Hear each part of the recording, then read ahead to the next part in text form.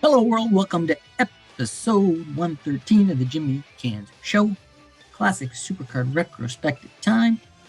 The 1991 WWF Royal Rumble. Let's talk about this one. Lots went down at this event. First off, held January 19th, 1991, as I said, WWF event, held in Miami, Florida at the Miami Arena. 16,000 in attendance, which was pretty much sellout, give or take a few hundred. It was live on pay-per-view, later released on VHS, courtesy of Coliseum Video.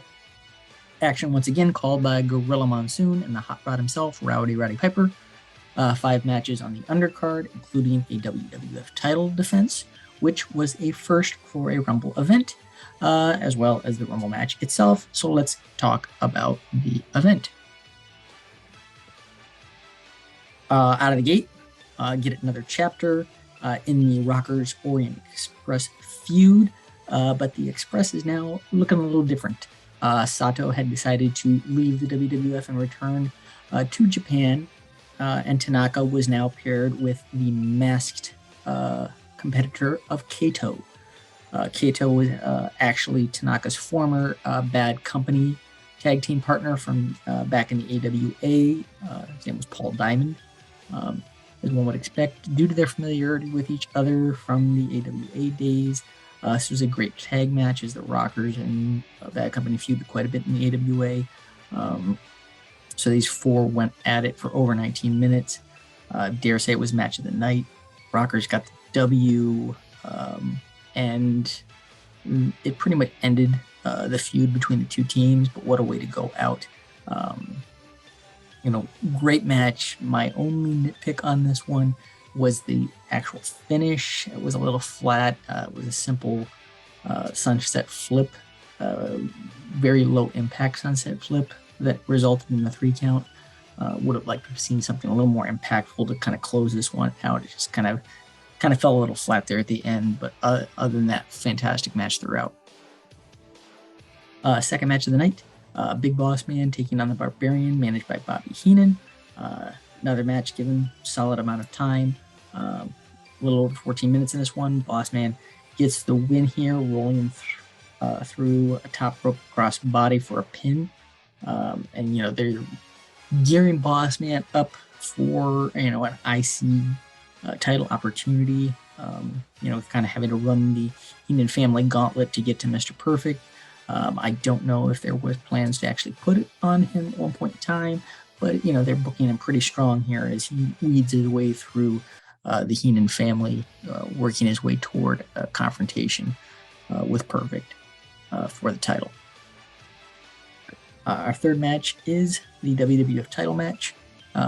Champion the Ultimate Warrior decked out in red, white, and blue and sporting the Winged Eagle on a very beautiful lavender colored strap, taking on the American turncoat and Iraqi sympathizer Sergeant Slaughter with General Adnan in his corner. For those of you who were not born or too young to remember, Slaughter was ultra popular in the early 80s, so much so that he left the wrestling business for a while, became an actual character on the popular G.I. Joe Sunbow series cartoon. Mr. Red, White, Blue through and through. So when Vince brought him back into the fold in the early 90s as an American turncoat, it was insta-heat. I mean, around this time frame, Operation Desert Shield had just turned into Operation Desert Storm just days before this Rumble event. So, heat magnet extraordinaire. Couldn't get much hotter at this point in time in American history. Side note on this one that helped kind of set things up earlier in the night, the Macho King stated that he wanted the winner between this and said that Slaughter had already agreed to give him a shot. So he just needed Warrior to do the same. He sent Queen Sherry out for an interview with Mean Gene to call out Warrior and ask him, or try to seduce him, I guess, into granting Savage a title opportunity should he retain. Warrior declines in very typical Warrior delivery with a earth-shattering no that Darth Vader would have been proud of. So, that kind of sets things up here. So we'll get into the match itself. Warrior dominated early.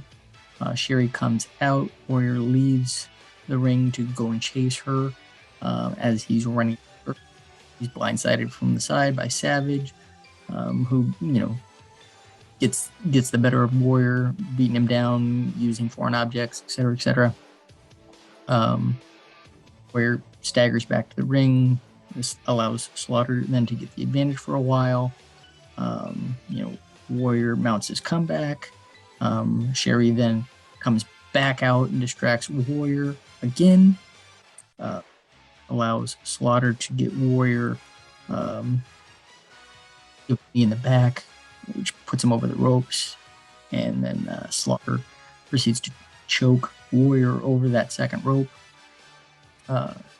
And then, as the officials admonishing him for the choke with his back turn, Savage, who had returned to ringside, takes his scepter and just drills Warrior right on the top of the head, shattering the scepter and knocking Warrior out cold. Slaughter then, pulls Warrior back into the ring, drops the cursory elbow. 1, 2, 3. Your winner, new WWF champion, Sergeant Slaughter. Warrior comes to and charges to the back, looking for Savage. So we have a new champion in the form of Sergeant Slaughter. Match number 3, match number 4. Birdman Coco Beware with Frankie takes on the Mountie with the Mouth of the South, Jimmy Hart's quarter.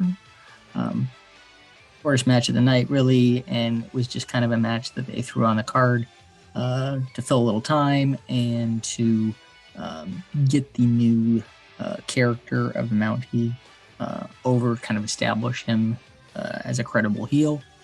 So, as one would imagine, Mountie does get the win with a Boss Man Slam type of move in a little over 9 minutes. The father and son team of Dustin Rhodes and the American Dream, Dusty Rhodes, taking on the $1 Million Man Ted DiBiase and Virgil. The graphic doesn't show this, but Dusty was actually sans polka dots in this one. That aspect of his gimmick appears to have been dropped.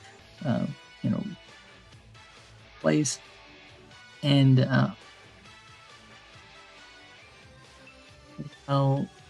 the match in and of itself kind of does what they wanted it to do in terms of story. It just didn't make a lot of sense to me. The tension between DiBiase and Virgil had been building. The DiBiase Rhodes feud aspect of this had really taken a back seat. The focal point of this was the turmoil between Virgil and DiBiase. So you really didn't need the Rhodes in here at all, and didn't do much of anything, to help further what direction they were wanting to go. Dusty, Dusty was kind of on his way out anyway. And like I said, just weird kind of finish here. Like the heels kind of imploded, yet Dusty ends up, kind of looking like the goof. 3. And then, the real story kind of takes place post-match. But like I said, so the match really wasn't needed to do what they wanted to do. The real payoff here was the fact that, Virgil finally had enough and turned DiBiase, turning babyface. This, I feel, could have been accomplished in a less convoluted type of way. Didn't need the Rhodes in this one. All you could have had a brother love segment, where DiBiase continues to, degrade and denigrate Virgil, and Virgil finally had enough and turns. I think that would have been just as effective, if not more. So, like I said, not a real big fan of this match. The match part of it, the story aspect of it, yes, they got done what they needed to get done. So this leads us now just to the 30-man Rumble itself. I'm going to do this a little different than I've done Rumble reviews in the past for just time sync.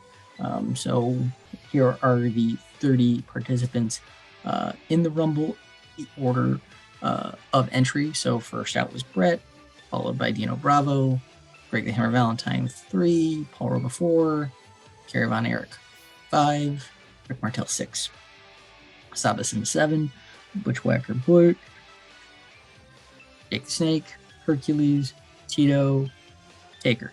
So we're up to 12. 13 was Snuka, 14 was Bulldog, 15 Smash, halfway through. 16, Hawk, 17, Shane Douglas. Yes, Shane Douglas did have a little run here in the Fed back in early 90s. Next out was supposed to be Savage. We'll get into that in a minute. Next, Road Warrior Animal, Demolition Crush, Exo Jim Duggan, Earthquake, Mr. Perfect, The Hulkster, Haku, The Anvil, Luke, Nasty Boy, Brian Knobs, Warlord, and number 30 was the Tugboat. So now, in terms of order of elimination, first man out was Bravo, followed by Saba Simba, then Paul Roma, Bret Hart, Bushwhacker Bush, Jake Roberts, Texas Tornado, Snuka, and then Savage was technically the 9th man eliminated, but he never came out. So, it was just the fact, his buzzer went off, he never comes out, and then, the next guy goes off, so he's consequently eliminated. Taker was the 10th man out, followed by Hawk, Animal, Duggan, Smash, and Valentine at 15, so that's half the field eliminated. 16 was Tito, followed by Luke, Herc, Crush, Warlord, Douglas, Tugboat, Perfect, Anvil, Haku, and then Rick the Model Martel, bringing us now to our final 4. So our final 4 were the British Bulldog, Davey Boy Smith, Nasty Boy, Brian Knobs, Earthquake, and Hulkster. Gee, wonder how this one's going to end. Looking at these 4 men. Anyway, the final 2 comes down to Hogan and Quake, as Davey goes out, followed by Knobs. Because you have to have the 2 heels on one babyface thing at the end. Classic WWF trope there. And like I said, we're down to Hogan and Quake. So which way do you think this is going to go, brother? You guessed it. Your winner of back-to-back Rumbles, Hulk Hogan.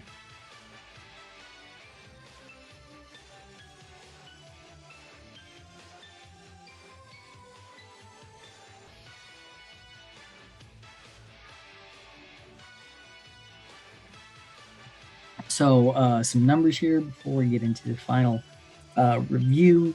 Most eliminations was Hogan with 7.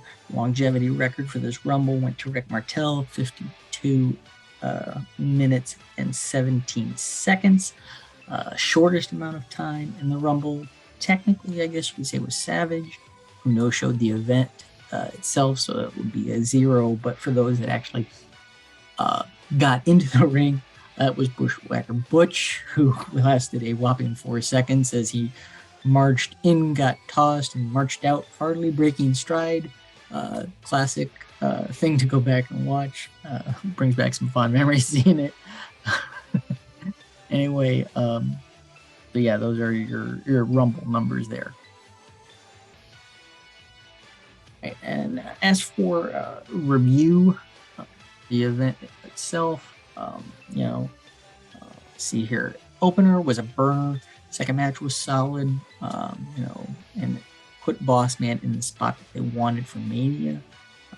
Rest of the card, in terms of match quality, was really pretty poor, but great story-wise for the most part. They want Slaughter Hogan for Mania, and the way they got there, I guess makes sense. Was it the right call? I don't know. Let's face it, Warrior was not really working and drawing the way they thought he would as champion. And there really wasn't another big baby face at this point built up enough to carry the company. So if it wasn't going to be Warrior, they really didn't have anywhere else to go but Hogan. It did a great job. Probably the best thing comes out of this is it sets up the whole Savage Warrior clash that we'll see at Mania in a few months. The career versus career. The uh, the Mountie character to help kind of get that heel character over in this one. We finally get the Virgil turn, babyface turn on DiBiase. Just didn't make sense having to do it, with that match there. There were other ways to get there, but story wise, it made sense. And then obviously, as I've already said, the Hogan Slaughters where they're wanting to go for Mania, so you need to have Hogan have a little momentum. So him winning the Rumble from a story aspect, it makes sense. So, due to how well story-wise things played out, it bumps my opinion of this because I don't just rate these based on match quality. I look at the whole picture, matches, story, etc., etc. And from a story aspect, this is a great show. The first two matches were pretty solid. The how well it did, in terms of story, really bumps this one. So on my 10 belt scale, I'm going to give the 1991 Royal Rumble a very respectable 7 out of 10. It wasn't perfect. It was better than medium, due to how well the stories were. If I just had to look at the quality of the matches, it probably about a 4. But the story arcs and everything really played out well. So there you have it. 91 Royal Rumble, 7 out of 10. So next on the classic retrospectives, we will take a look at the Clash of the Champions Dixie Stampede. So that will be a good one. This will be our first on NWA Clash of the Champions. Yeah, it was 1991 pretty much where WCW just became WCW and really wasn't promoting NWA anymore. We'll talk about that when we talk about this event, but there you have it. Give the channel a like, share, subscribe wherever you are. I hope you're doing well. Take care of one another, and I will see you all when I see you.